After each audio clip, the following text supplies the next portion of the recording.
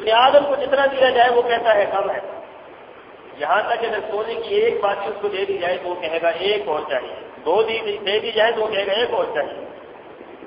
اور پھر فرمایا کہ ابن آدم کا پیٹ جو ہے وہ قبر کی مٹی ہی بھر سکتی ہے، دنیا کی کوئی طاقت نہیں بھر سکتی۔ بل تؤثرون الحیات الدنیا، کیا ہم نے صرف اسی دنیا میں رہنا ہے؟ کیا اس کے بعد آنے والے کوئی مراحل ہمارے لیے نہیں ہیں؟ کیا ہمارا نظریہ اور عقیدہ وہی ہے جو مشرکین مکہ کا تھا کہ مرنے کے بعد من یحیی العظام وہی رمیم، کون ہمیں اٹھائے گا جب ہم گل کر جائیں گے؟ یا ہمارا نظریہ اور عقیدہ وہ صحابہ کا ہے کہ جو دنیا میں رہ کر آخرت کی تیاری کیا کرتے ہیں، جو قبر کے عذاب کو اپنی نگاہوں کے سامنے دیکھا کرتے ہیں، جو میدان محشر کی سختیوں کو اپنی آنکھوں کے سامنے بار بار دیکھا کرتے ہیں۔ اگر ان کو تندور جلتا ہوا نظر آتا تو اس سے بھی وہ جہنم کی آگ کا سامنا کرتے ہیں کہ کاش یہ تندور جو جل رہا ہے اس کی آگ کتنی جلا دینے والی ہے، اور جہنم کی آگ سے 1000 گنا زیادہ سخت اس کی کیا کیفیت ہوگی۔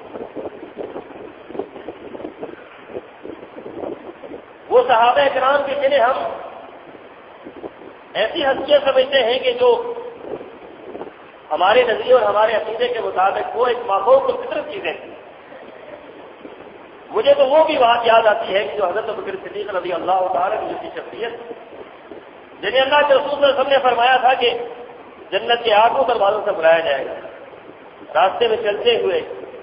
ایک تنکا اٹھاتے اور اٹھا کر اس تنکے کو مخاطب کر کے کہتے ہیں کہ کاش کہ یہ تنکا ہوتا، اور تنکے کو کہتے ہیں کہ تو کتنا خوش نصیب ہے کہ تیرے اوپر کوئی حساب و کتاب نہیں، نہ میزان ہے، نہ موت کا منظر ہے، نہ قبر کی سختیاں ہیں، نہ میدان محشر کے معاملات ہیں، نہ بلسرات کی رہگزر ہے، تیرے اوپر کچھ بھی نہیں ہے، تو کتنا خوش نصیب ہے۔ اور پھر وہیں پر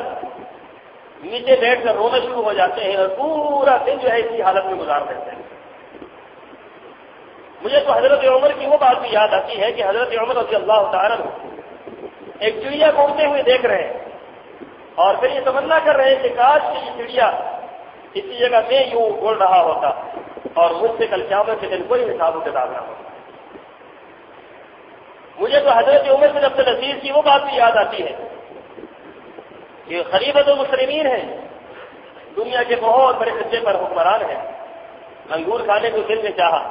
کہ انگور کھانے چاہیے، بیوی سے کہا کہ انگور گھر کے اندر انگوروں کے لیے پیسے ہیں،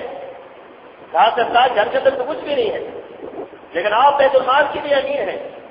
بیت المال سے کچھ دراہم لے لیجیے اور انگور لے لیتے ہیں، کھا لیں گے دونوں۔ فرمایا کہ بیت المال سے انگور لے کر کھانا یہ بہت آسان کام ہے، لیکن جہنم کے اندر جہنم کی ہتھکڑیاں پہننا بہت مشکل کام ہے۔ بیت المال کے اس انگور کو، بیت المال کے اس پیسے کو، مسلمانوں کے ان پیسوں کو میں کسی صورت میں خرچ نہیں کر سکتا، کیونکہ میرے لیے جہنم کی ہتھکڑیاں پہننی انتہائی مشکل ہے۔ مجھے تو حضرت سلیمان فارسی بھی یاد آتے ہیں جو رسول اللہ صلی اللہ علیہ وسلم کی وفات کے بعد ایک علاقے کے گورنر بنا دیے گئے، اور گورنر بہت بڑی چیز ہوتی ہے، مالک ہوتا ہے علاقے کا۔ آپ تو گورنروں کو دیکھتے رہتے ہیں، یہی حضرت سلیمان فارسی ہے جنہیں گورنر بنایا گیا ہے اور گھر کے اندر کچھ بھی نہیں ہے۔ گورنر ہاؤس کے اندر جب دیکھا جا رہا ہے کہ کیا کچھ ہے تو ایک پٹائی ہے، ایک کمبل ہے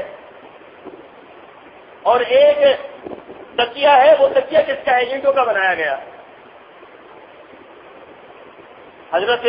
عمر رضی اللہ تعالیٰ نے حضرت سلمان فارسی کا یہ انداز دیکھا تو کہا کہ تمہارے گورنر ہاؤس کے اندر یہی چیزیں ہیں؟ کہا اللہ کی قسم یہی چیزیں ہیں۔ کہا کیا وجہ ہے کہ تمہارے گورنر ہاؤس میں تم نے اور کچھ سامان نہیں رکھا ہوا؟ کہا میں نے محمد رسول اللہ صلی اللہ علیہ وسلم سے یہ بات سنی تھی، آپ نے فرمایا تھا سلیمان اس طریقے سے دنیا سے جانا جس طریقے سے میں دنیا سے گیا ہوں،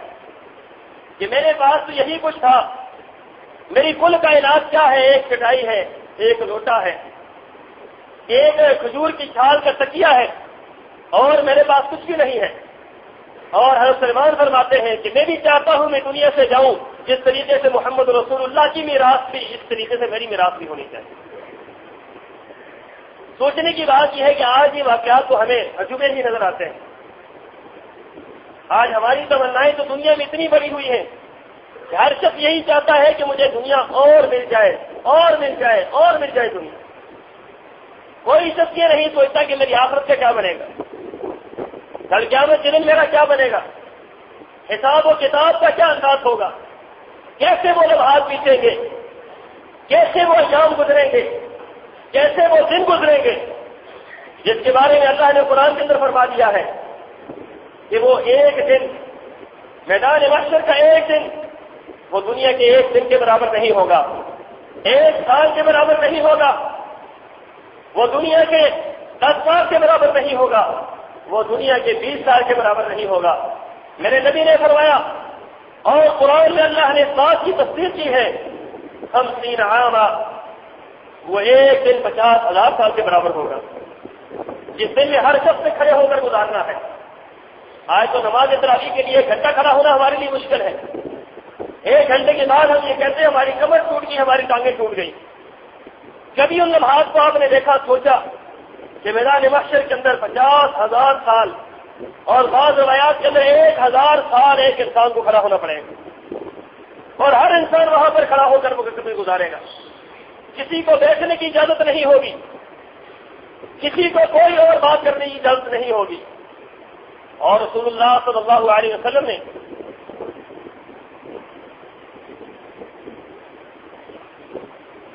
میدان محشر کے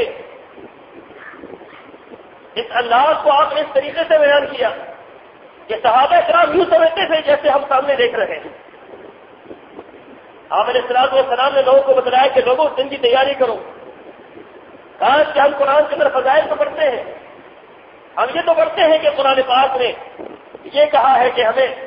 نماز پڑھنے پر یہ ملے گا، روزہ رکھنے پر یہ ملے گا، زکوٰۃ ادا کرنے پر یہ ملے گا، لیکن کاش کہ ہم سوچیں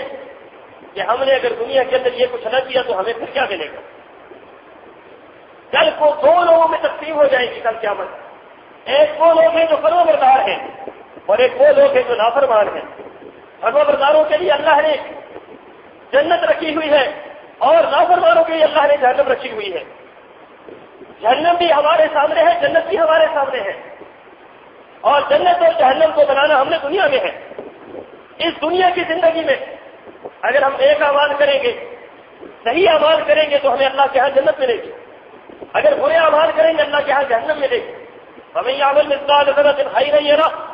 وَمَن يَعْمَلْ مِثْقَالَ ذَرَّةٍ شَرًّا يَرَهُ، جو نیک عمل کرے گا اس کو بھی دیکھ لے گا، جو برا عمل کرے گا اس کو بھی دیکھ لے گا۔ وَلَا يَظْلِمُ رَبُّكَ أَحَدًا، کسی پر کوئی ظلم بھی نہیں ہوگا کل قیامت کے دن، اور سب کے سامنے ان کے اعمال نامے پیش کر دیے جائیں گے۔ وَقَالُوا مَا لِهَٰذَا الْكِتَابِ لَا يُغَادِرُ صَغِيرَةً وَلَا كَبِيرَةً إِلَّا أَحْصَاهَا وَوَجَدُوا مَا عَمِلُوا حَاضِرًا وَلَا يَظْلِمُ رَبُّكَ أَحَدًا۔ انسان کے سامنے جب نامہ اعمال رکھا جائے گا، اس کی پوری زندگی کی ہسٹری اس کے سامنے آ جائے گی، پوری زندگی کیسے گزاری، کتنے سال سے گزاری، کیا کچھ کیا اس نے، وہ سارے کا سارا سامنے آ جائے گا، اور پھر یہ کہے گا ہماری حاضر کے ساتھ لا یغادر صغیرۃ ولا کبیرہ، اس کو کیا ہو گیا، یہ میرا نامہ اعمال ہے، اس نے تو میرا چھوٹا اور بڑا کوئی گناہ نہیں چھوڑا، الا احصاها، سارے کا سارا نے گن ڈالا، ووجدوا ما عملوا حاضرا، اور جو کچھ تم دنیا میں